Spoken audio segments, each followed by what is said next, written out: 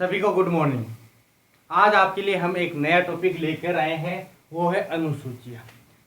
आज हम बात ये करेंगे इन अनुसूचियों के बारे में कि पहली अनुसूची में क्या उल्लेखित है, दूसरी में क्या है, तीसरी में क्या है। तो चलिए अनुसूचियों के बारे में बात करें तो सबसे पहले बात करते हैं कि हमारे मूल संविधान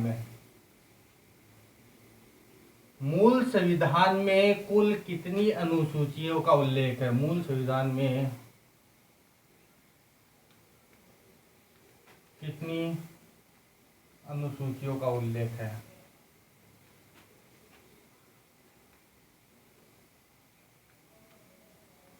तो मुख्य रूप से हमारे जो मूल संविधान है उसमें 8 अनुसूचियों का उल्लेख है। हमारे मूल संविधान में 8 अनुसूचियां थी। बाद में संविधान में संशोधन करते गए, जैसे जैसे आवश्यकता पड़ी संशोधन करते गए, अनुसूचियां बढ़ती गई और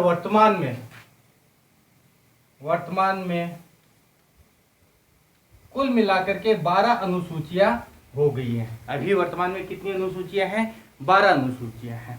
अब ये जो अनुसूचियां हैं इनमें हर विभाग में के क्या जोड़ा गया है इसके बारे में अपन बात करते हैं। तो अपन शुरुआत करें प्रथम अनुसूची की।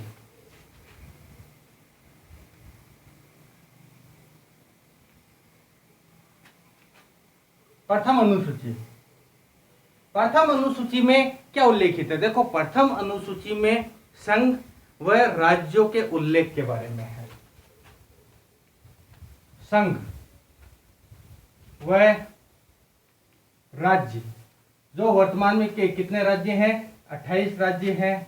वह संघ शासित प्रदेश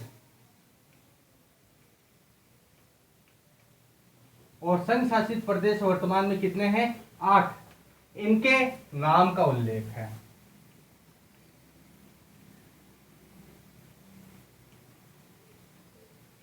प्रथम अनुसूची में संघ व राज्य, तो राज्य कितने हैं हमारे यहाँ पर? 28 राज्य वर्तमान में। और संघ शासित प्रदेश मतलब केंद्र शासित प्रदेश, प्रचलित शब्द क्या है? केंद्र शासित प्रदेश। तो कितने हैं वर्तमान में? 8 केंद्र शासित प्रदेश है। इनके नाम का उल्लेख किया गया प्रथम अनुसूची में। अब बात करते हैं हम दूसरी अनुसूची, द्वितीय अनुसूची।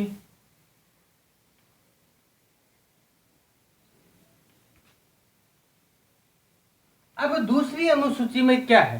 देखो, दूसरी अनुसूची में मुख्य रूप से हमारे यहाँ की जो राज्य व्यवस्था है इसके पदाधिकारियों के बारे में है। पदाधिकारियों के वेतन, उनके भत्ते और पेंशन के बारे में। राज्य व्यवस्था के पदाधिकारियों। अब ये पदाधिकारी कौन कौन है? अब अपन इसमें पदाधिकारियों के बारे में बात करें तो राष्ट्रपति, प्रधानमंत्री, उपराष्ट्रपति,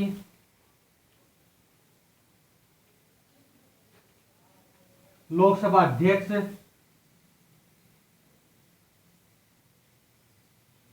लोकसभा के उपाध्यक्ष, राज्यसभा के सभापति,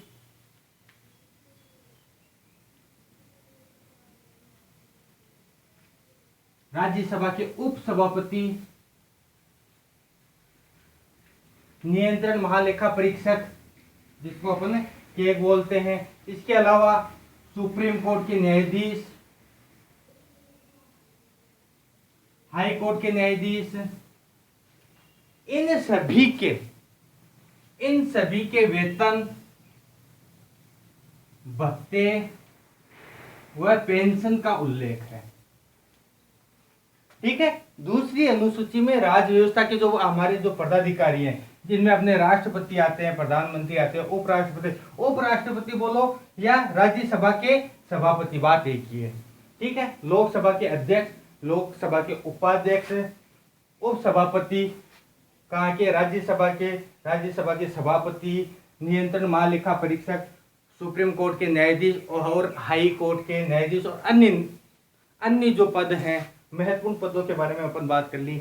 इनके वेतन, भत्ते और पेंशन का उल्लेख किया गया है। अब बात करते हैं अपन तीसरी अनुसूची। अब देखो, अपन यहाँ पर दूसरी और तीसरी अनुसूची को थोड़ा सा ध्यान से देखेंगे। तो तीसरी जो अनुसूची है,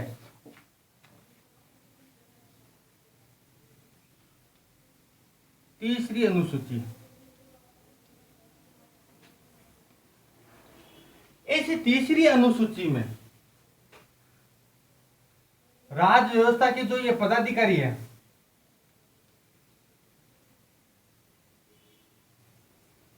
इनके शपथ का उल्लेख किया गया है। शपथ का, पद ग्रहण की जो शपथ है उसके बारे में। यहां पर देखो कितने मजे वाली बात है कि पहले दूसरी अनुसूची में तो पहले हम वेतन भत्ते और इनके पेंशन की बात कर रहे हैं, और तीसरी अनुसूची में इन्हीं पदाधिकारियों के पद ग्रहण की जो शपथ है उसके बारे में, मतलब शपथ बाद में, पहले वेतन भत्ते कितने हैं उनके बारे में। ठीक है, अब अपन बात करते हैं चौथी अनुसूची।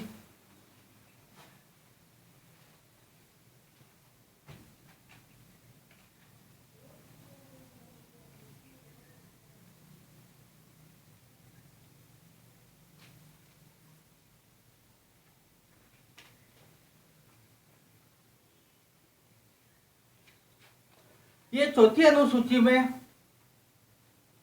राज्य व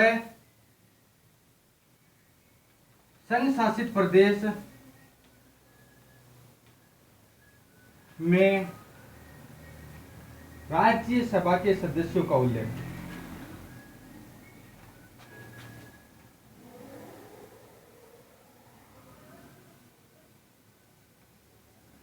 चौथी अनुसूची में राज्य व केंद्र शासित प्रदेश, संघ शासित प्रदेश है, उनमें राज्यसभा के सदस्यों का उल्लेख किया गया है कि कितने सदस्य हैं वो राज्यों से आएंगे, कितने सदस्य केंद्र शासित प्रदेशों में। अब केंद्र शासित प्रदेश अपने मुख्य रूप से दो हैं, दिल्ली और पुडुचेरी, बस वहीं से राज्यसभा के सदस्य बनते हैं।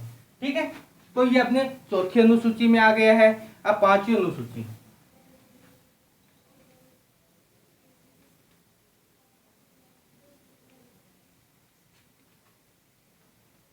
पांचवी अनुसूची के बारे में बात करें तो यहां पर विभिन्न अनुसूचित क्षेत्र और अनुसूचित जनजातियों का जो प्रशासन और नियंत्रण का कार्य के बारे में दिया गया है।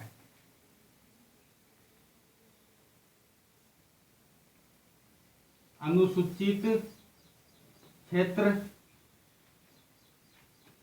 व अनुसूचित जनजाति वाले क्षेत्र में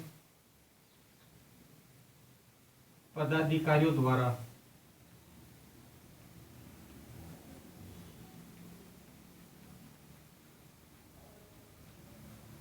नियंत्रण की बात की गई है।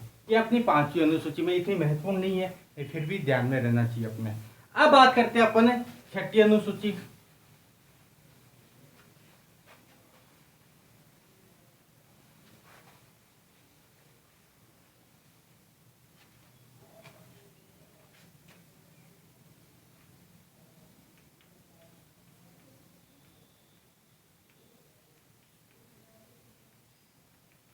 छठी अनुसूची में असम, मेघालय, त्रिपुरा, मिजोरम राज्यों के जो जनजाति जो क्षेत्र हैं, इन पर नियंत्रण या इनके प्रशासन के बारे में उल्लेख किया गया है।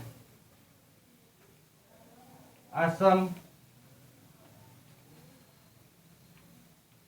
मेघालय, त्रिपुरा वाले क्षेत्र में पदाधिकारियों द्वारा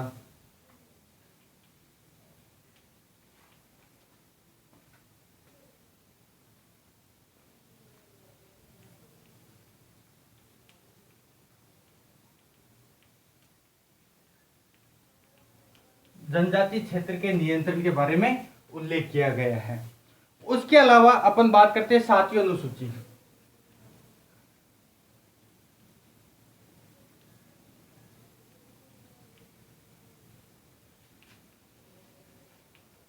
सातवीं अनुसूची में हमारे केंद्र और राज्यों के बीच में सूचियों का बंटवारा किया गया है। केंद्र व राज्यों के मध्य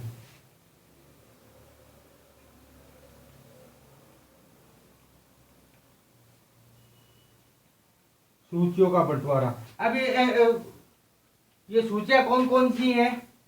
संघ सूची,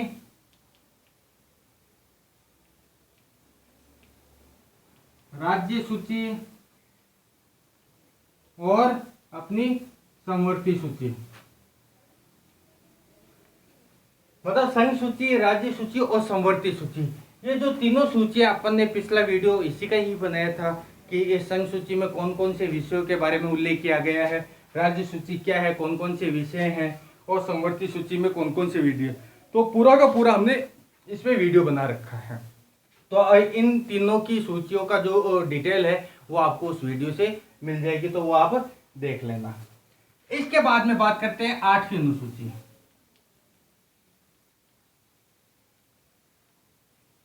7वीं अनुसूची हमारे लिए काफी महत्वपूर्ण है, 8वीं अनुसूची भी हमारे लिए महत्वपूर्ण है। इस अनुसूची में वर्तमान में 22 भाषाओं का उल्लेख किया गया है। मतलब हमारे संविधान ने 22 भाषाओं को मान्यता दे रखी है। जो मूल संविधान था, यह वर्तमान की स्थिति है, यहां लिख रहा हूं मूल संविधान में 14 भाषाओं का उल्लेख किया गया है। ठीक है, वर्तमान में 22 भाषाओं का उल्लेख है, जबकि हमारा जो मूल संविधान था इसमें कितनी भाषाओं का उल्लेख है? 14 भाषाओं का उल्लेख किया गया था। बाद में संविधान संशोधन की प्रक्रियाओं के द्वारा हम भाषाओं को जोड़ते गए और वर्तमान में 22 भाषाओं का उल्लेख किया गया है। यह भी हमारे लिए काफी महत्वपूर्ण है। 7वीं अनुसूची भी काफी महत्वपूर्ण है। अब अपन बात करते हैं 9वीं अनुसूची। देखो ये जो 8 अनुसूचियां हैं अभी तक जो हो गई है वो हमारे मूल संविधान की अनुसूचियां थी। अभी तक हमने 8 अनुसूचियों के बारे में बात की, वो 8 की 8 अनुसूचियां मूल संविधान से रिलेटेड थी। अब बात करते हैं हम 9वीं अनुसूची।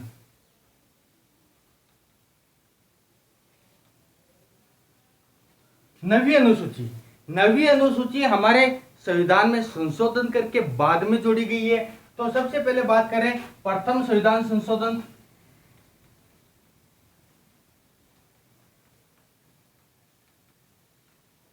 जो हुआ था 1951 में, 1951 में प्रथम संविधान संशोधन हुआ। यह संविधान संशोधन के तहत इसमें मुख्य रूप से इसमें वही विषय को शामिल किया गया जो न्यायालय में चुनौती नहीं दी जा सकती। इसमें शामिल विषय को न्यायालय में चुनौती नहीं दी जा सकती। अब देखो मतलब कहने का अर्थ है 9वीं अनुसूची वाद योग्य नहीं है।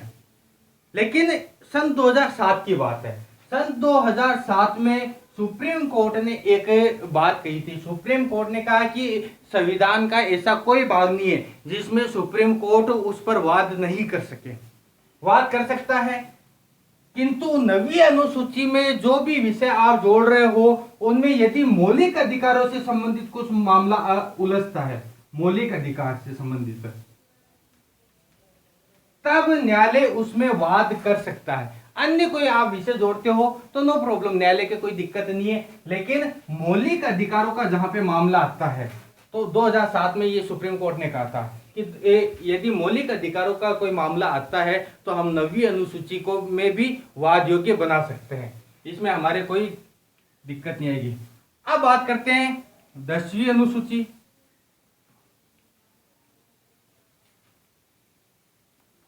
10वीं अनुसूची मुख्य रूप से दल बदल से रिलेटेड है। ये हमारे 52वें संविधान संशोधन 1985, 52वां संविधान संशोधन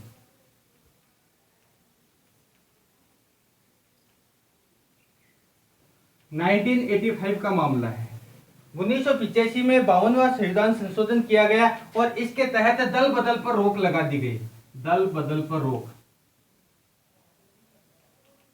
इस दल बदल को आयाराम गयाराम अन्य शब्द के नाम से, सामान्य जो शब्द है आयाराम गयाराम। दल बदल का अर्थ यह है कि कोई भी व्यक्ति किसी पार्टी का चुनाव चिन्ह लेकर के चुनाव में खड़ा होता है, चुनाव लड़ता है और जीतने के बाद में उस पार्टी को छोड़ करके अन्य किसी पार्टी का समर्थन करता है, तो वो दल बदल हो गया। ठीक है, इस पर रोक लगाई गई है हमारे 52वें संविधान संशोधन 1985 में, और ये एक विषय है 10वीं अनुसूची में शामिल कर लिया गया है। अब बात करते हैं हम 11वीं अनुसूची।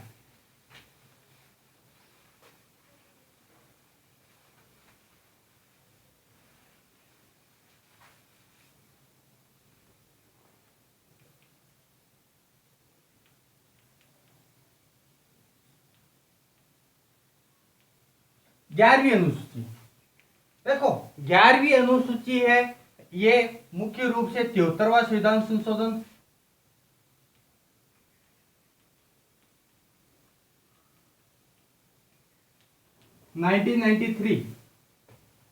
इसके तहत हमारे यहां पर पंचायती राज स्वशासन की स्थापना की गई।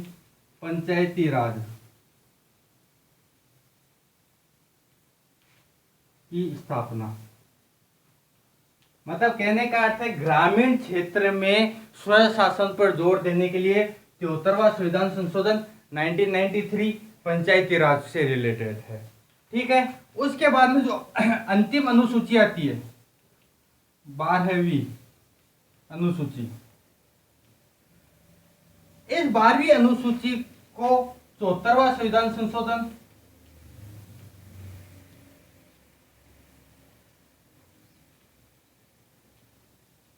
1993 में ही जो किया गया। देखो ये 1993 में ही 73वां संविधान संशोधन, 1993 में ही 74वां संविधान संशोधन। ठीक है, ये दोनों संविधान संशोधन साथ में हुए थे और यहाँ पर नगरीय स्वशासन पर जोर दिया गया। नगरीय स्वशासन के विषय का उल्लेख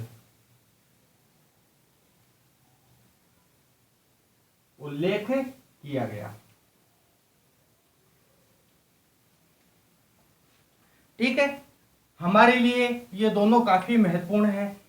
पंचायती राज करके टॉपिक आता है मुख्य रूप से, या स्थानीय स्वशासन करके आता है, तो हमें 11वीं और 12वीं अनुसूची को विशेष तौर से जोड़ देना है। कहने का अर्थ ये है कि मूल संविधान के बाद की 9वीं, 10वीं, 11वीं और 12वीं, ये चारों अनुसूचियां हमारे लिए काफी महत्वपूर्ण है। हर साल इनमें से एक न एक क्वेश्चन आता है।